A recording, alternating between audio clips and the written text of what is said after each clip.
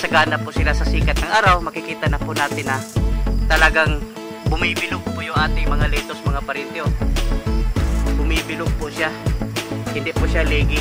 Kaya ang laking factor po mga parente, yung po araw, yung pong sikat po ng araw, ang laking factor po yun dito po sa ating lettuce. At kailan na po mga parente, kakakabit na po natin ng yung bagong timer po natin. Ito na po yung ginamit po natin timer. Ayan, buti na lang wala hong problema. Ito po atong bagong ikinabit na timer, kasi nung araw po yung ginamit po natin yung pong yung pong timer din sa mga parente, kaso lang mababa po yung amperahe po niya, yung kaya niyang load. Kaya laging pumuputok po yung nasisira ko lagi, kasi yung pong makayanan niyang load mababa lang. Yung gamit po natin ngayon, ito na po mga parente, yung po ating shallow pump. Kaya medyo matataas po yung load requirement po nito mga parente, kasi ito po yung 1 horsepower. Kaya yung ating timer po nung araw laging nasisira, kasi hindi nakayanan po yung load.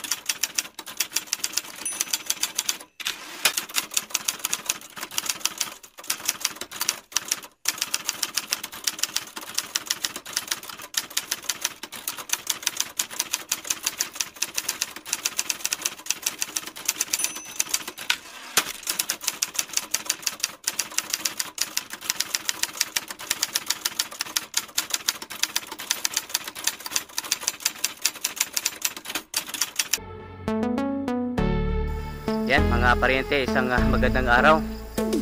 Time check po, alas 6:20 po ng umaga, at nandito tayo ngayon sa ating siling atsal at saka siling panigang. At kahapon po umikot po tayo, pero hindi po natin pinuntahan ng malapitan.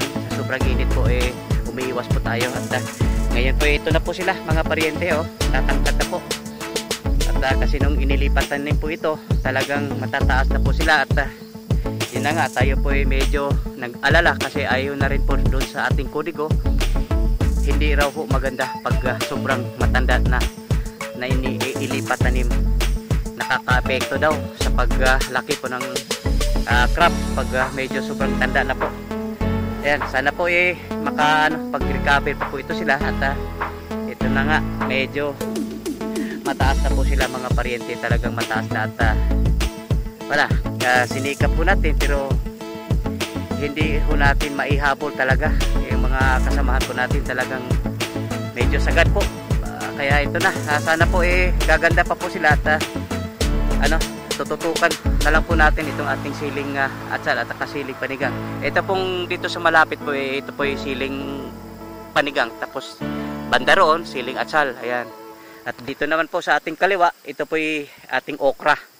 Yung variety po nito po smooth green ng east-west pa rin mga parente. At medyo hindi po ito magkakapareho doon po sa katabi po niya, kasi mukhang nahuli po yata ito ng 1 linggo.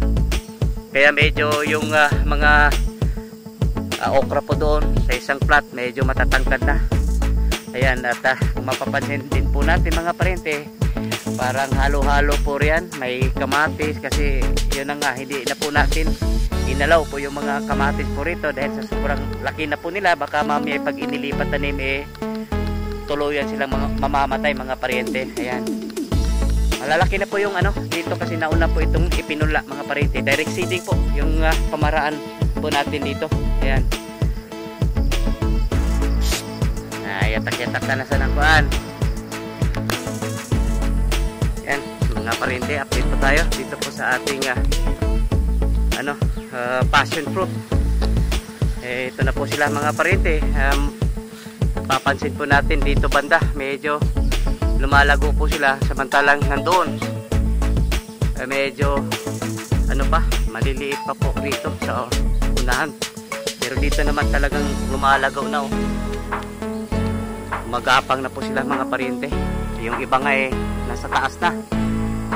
Pag-umpisa na po yung gumapang sa taas. Pero dito banda, hindi naman namamatay mga paryente, pero medyo maliliit pa po yung mga passion fruit po dito. O kaya dahil talaga namang siguro yung itinanim po rito yung mga maliliit pa. Tapos nandito po yung medyo malalaki na. Kaya nga kasi pag sabay po ito sila, parehong laki nung pagtanim po rito, siguro magkakasabay din po itong lumalaki. Pero sa tingin ko po yung talagang yung mga nandoon maliliit lang nung itinanim. Ayan. At dito po sa katabi po mga paryente, binubunot na po natin yung pong hindi ho namin malaman kung bakit yung po ating siling panigang po rito dito sa dalawang plat medyo bigla na lang namamatay mga paryente. Etong magkasabay itong dalawang plat po nito, medyo bigla na lang siyang natutuyo po yung dahon at biglang namamatay. Kaya binunot na lang po mga paryente. At yung ipapalit po namin dito, mayroon po tayong sobrang punlang po doon, siling atsal. Yan po ipapalit po natin dito. Ayan. At yun po ating siling panigang mga paryente. Talagang hindi ho tayo tumama sa magandang presyo, lalo na noong magsara po yung klase doon po sa mga public schools.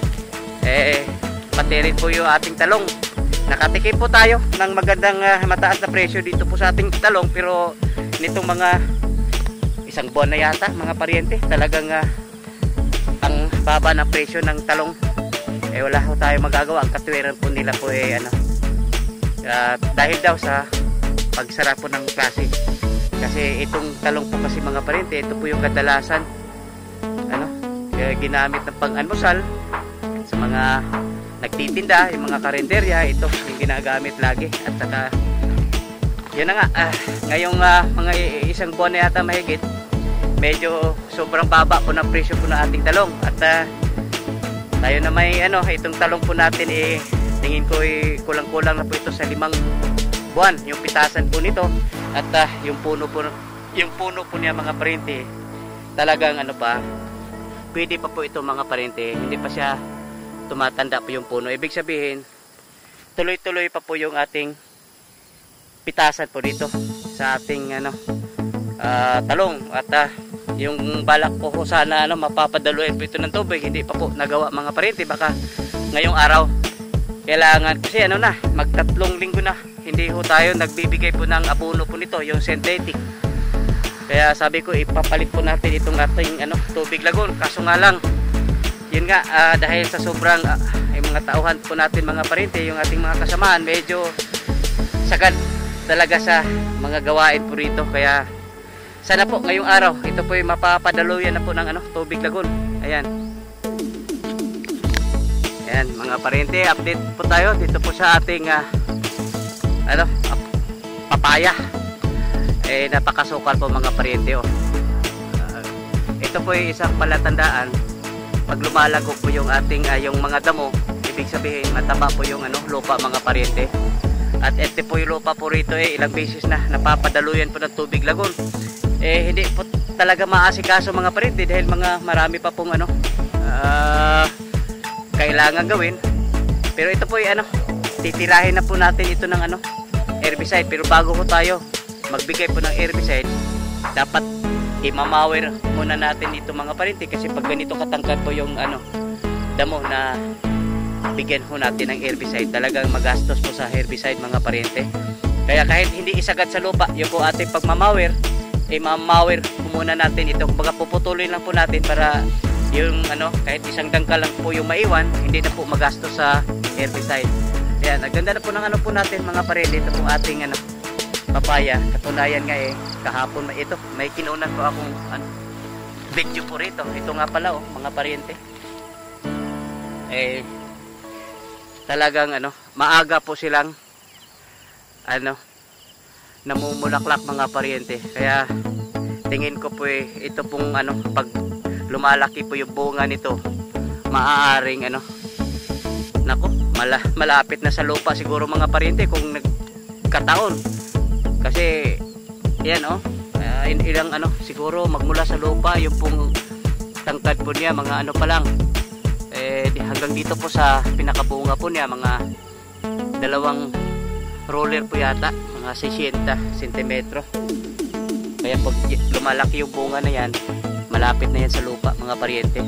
At talagang mataba po yung lupa po rito, mga paryente. Yung po ating kalamansi po rito, ang gaganda po. Ayan. Kailangan talaga itong maalis po itong mga damo rito. Napakasukal po, mga paryente. Ayan. Hindi na lang po tayo pupunta dun sa bandang dulo kasi yun na nga, napakasukal. Ayan. Ayan, mga paryente, balikan po natin. Ito po ating dragon fruit. Yan po, mga paryente. Yung bulaklak na yun nasa taas, mga paryente. Gaganda po. Ayan. Sa ngayon, mga paryente, marami na po tayong nakikita na namumulaklak. Marami na po talagang, marami na po sila. Marami na po. Kaya ito po ay tingin ko po ay sabay-sabay din po itong lumalaki. Marami pa po doon, kaso nga lang hindi na lang po tayo papasok po doon dahil napakasupa rin po. Ayan. Marami na pong namumulaklak. Yung bulaklak na yung mga paryente, yan po ay maging bunga pag tumutuloy. Yun kung iba ho kasi, mga paryente, hindi siya tumutuloy. Kaya yun lang tumutuloy, yung naging bunga. Ayan, marami na po tayong napapansin dito po sa ating dragon fruit. Yun, sa bandang unahan, mga paryente, marami na pong bulaklak. Ayan, at tayo po natuwa kasi kauumpisa lang po ng season po nito. At marami na po tayo nakikita mga bulaklak. Kahit sabihin po natin hindi kagandahan, ito po ating dragon fruit. Kasi nga, marami punggos pa rin, mga paryente. Pero mayroon tayong madadaanan bago tayo makarating po rito. May madadaanan tayong dragon fruit farm din doon sa bandang unahan. Talagang wala na po. Talagang wala na pong doon. Talagang hindi, wala na. Kulay kayo manggi ng mga po roon, mga dahon po, mga paryente.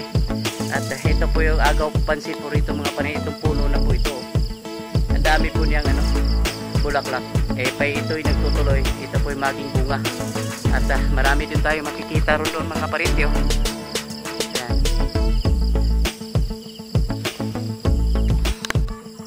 Mga paryente, silipin po natin itong isang bahay po na ating layers.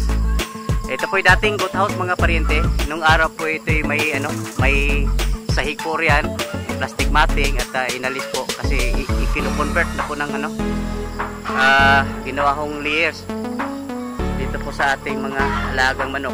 Mayroon po kasi tayong ipinapagawang dagdag na paitlogan, mga paryente. Ako po hindi ko malaman kung saan po tayo papasok po rito, mga paryente. Saan po bang pintuan po rito, kasi hindi po ako nakapasok po rito. Mura na po tayong bumalik. Ay, nandun pala yung pintuan. Ito nga pala mga sako-sako nito, mga paryente, nasa taas. Ito po yung mga ipa, yung pong rice hull. Akala ko nga na nailagay na po yung rice hull. Yan, hindi pa po nalagyan po ng rice hull kasi mukhang na po yung lupa po niya. Hindi na po makikita na yung rice hull po, wala na pong rice hull po rito. Yan. Akala ko nailagay na po nila yung pong rice hull. Papasok po tayo, mga paryente. Titingnan ho natin yung pong ating dinagdag na paitlugan. Ayan, ito na. Ayan. Puno-puno po yung ating paitlugan, mga paryente. Ayan. Ito na po yung bagong paitlugan po natin.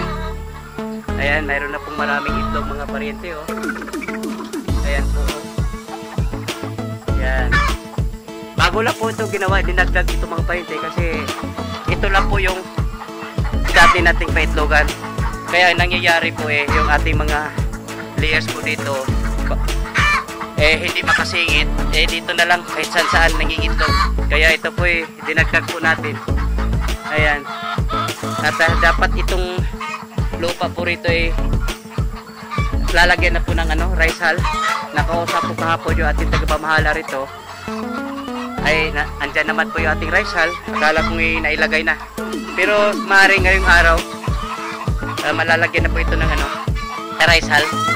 Pero bago po ito lagyan ng Rizal mga pariente, ito pong mga lupa po rito, halo-halo po ito, yung ano po nila, yung dumi po ng ating mga manok, yung ipot po nila, mahalo dito po sa Rizal. Aalisin po ito mga pariente hanggat yung maiwan na lang yung po lupa bago po ilalagay po yung Rizal. Ayan. At magandang pataba po ito mga pariente. Ito, magandang pataba po ito. Ayan. Ayan mga pariente, update po tayo dito po sa ating ampalaya. Ay kahapon po nakapagpitas po sila. Mga ano po, 99 yata kilos po yung napitas po nila kahapon. Hindi na rin po masama kasi ito po ay ating patapos na po itong ating ampalaya. Pero kahapon nga pala mga pariente, yung po ay pang 16 na pitasan na po. Ayan, at yung tinatarget po natin makakaabot po tayo ng 20 pitasan. At tingin ko po naman kahit mga natutuyo na po itong ibang dito sa bandang taas, yung pong nasa likod po nito mga pariente, berdeng-berde pa po. At makikita pa po natin marami pa pong mga maliliit na bunga. At mayroon pa po tayo siguro mga sana po makakaapat na pitasan pa po tayo para yung tinatarget natin 20 pitasan makukuha po natin. Pero sa tingin ko naman mga pariente, makukuha pa natin. Pero pumapangit na po yung mga bunga po mga pariente kasi patapos na po itong ating ampalaya. At ngayong umaga mga pariente, kapon nga sana pero medyo hindi makayanan ng ating mga kasamahan, mag-umpisa na po tayo magpunla. Ngayong umaga dapat makapagpunla na po tayo ng po rito, yung po sitaw, pipino at saka yung upo. Yung plano po natin 4 na plat po yung sitaw, 2 plat po yung yung po pipino at saka 1 plat po yung upo. Yun pong ating balak gawin po rito. Kaya ito po tawag po relay cropping. Habang lumalaki po yung ating mga bagong itinanim po rito, patapos na rin po yung ating itong ampalaya.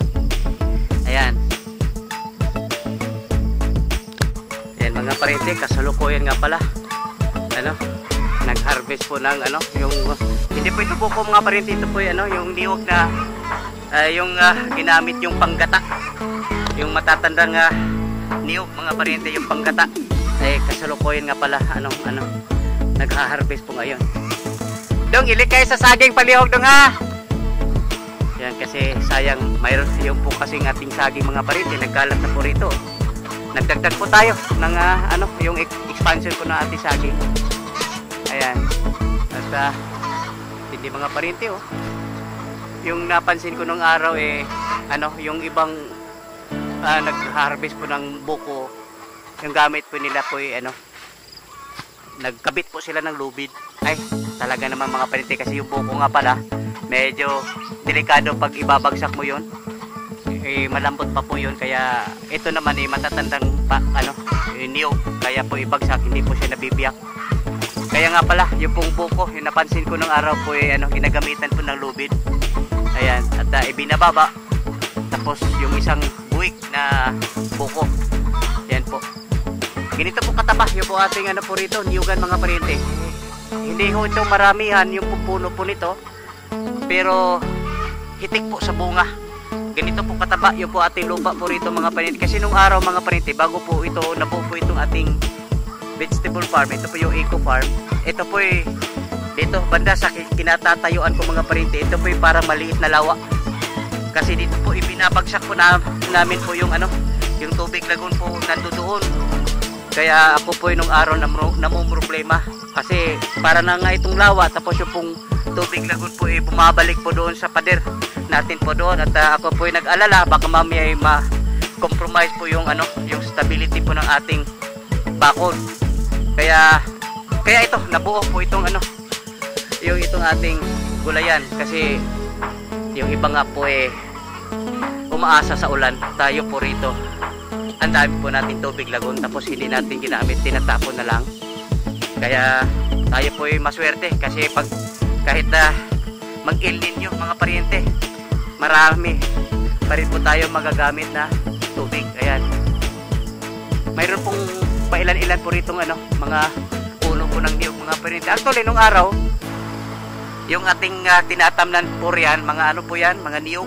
Buong ano po ito, may puno ng niyog. Kaso nga lang nung inumpisahan po itong ating vegetable farm, alam nga naman doon tayo magtatanim sa ilalim po ng niyog. Pag bumabagsak po yung yung niyog, yung mga sanga po ng niyog, masisira po yung ating balag kung mayroon po tayong balag. At saka delikado rin po pag nasa ilalim po tayo ng mga niyugan, nagtatanim, baka mamaya mamalasin po tayo. Mahulugan po tayo na niyog. Kaya pinapaputol po natin yung mga ilang puno po riyan dyan banda at iniwan po rito. At ito na po yung ating sagingan nga pala mga parinti. Maliban pa po doon sa ating area po ng sagingan, doon sa kabilang dulo. Ayan. Ayan mga paryente, update po tayo dito po sa ating yung dirty kitchen po natin, kasi pinapa-extend po natin yung bubong po rito sa tapat po ng ating kitchen sink. Kasi pag nag-umpisa na po yung ating libreng tanghalian mga paryente, ito po laging nagagamit na po itong ating kitchen sink. Saka kaya po pinapa-extend po natin yung bubong po rito. Ayan na po. At ito po ang ating dirty kitchen. Babalutin po natin ito ng yung net para hindi ho makakapasok po yung langaw. Ayan. At mayroon na po tayong po rito, itong stainless na mesa po rito. Ito po ilalagay po natin doon sa loob. Aalisin po natin itong isang upuan at saka itong lamesa. Ayan. At sinukat na po namin ito mga paryente, at kasyang-kasya po yung ating yung lamesa na stainless. Ayan. Ayan mga paryente, update po tayo dito po sa ating greenhouse. Minsan na lang din po tayo nakapag-update po rito. Ayan. Magaganda yung po ating litos po ngayon mga paryente, kasi pag laging nagpapakita po yung araw, gaganda po yung ating litos. Kung mapapansin po natin mga paryente, hindi po siya leggy hindi po leggy. Yung ibig sabihin yung leggy, parang payatot po siya mga paryente, kasi pag kinapos po sa sikat po ng araw, talagang naghanap po siya ng araw, kaya tatangkad po siya at papayat, pero tumatangkad po siya. Pero ngayon na sagana po sila sa sikat ng araw, makikita na po natin na talagang bumibilog po yung ating mga litos mga paryente. Bumibilog po siya, hindi po siya leggy. Kaya ang laking factors po mga paryente, yung po araw, yung pong sikat po ng araw, ang laking factor po yun dito po sa ating litos. At kailan na po mga paryente, kakakabit na po natin ng yung bagong timer po natin. Ito na po yung ginamit po natin timer. Ayan, buti na lang wala hong problema. Ito po atong bagong ikinabit na timer, kasi nung araw po yung ginamit po natin yung pong yung pong timer din sa mga paryente, kaso lang mababa po yung amperahe po niya, yung kaya niyang load. Kaya laging pumuputok po yung nasisira ko lagi, kasi yung pong makayanan niyang load mababa lang. Yung gamit po natin ngayon, ito na po mga paryente, yung po ating shallow pump. Kaya medyo matataas po yung load requirement po nito mga paryente, kasi ito po yung 1 horsepower. Kaya yung ating timer po nung araw laging nasisira, kasi hindi nakayanan po yung load. Ayan, ito na po yung ating latest mga paryente. Ayan, automatic tumatakbo alas 7, tamang-tama mga paryente alas 7. Yan. Nagulat nga ako, biglang tumunog. Alas 7, tumatakbo yung ating bomba. 7:45, namamatay po siya. Papahinga po siya ng 15 minutes. Tapos alas 8, babalik naman po siya. Tatakbo na naman po yung ating bomba. Yan po yung interval po rito. Dito po sa ating greenhouse. Ayan.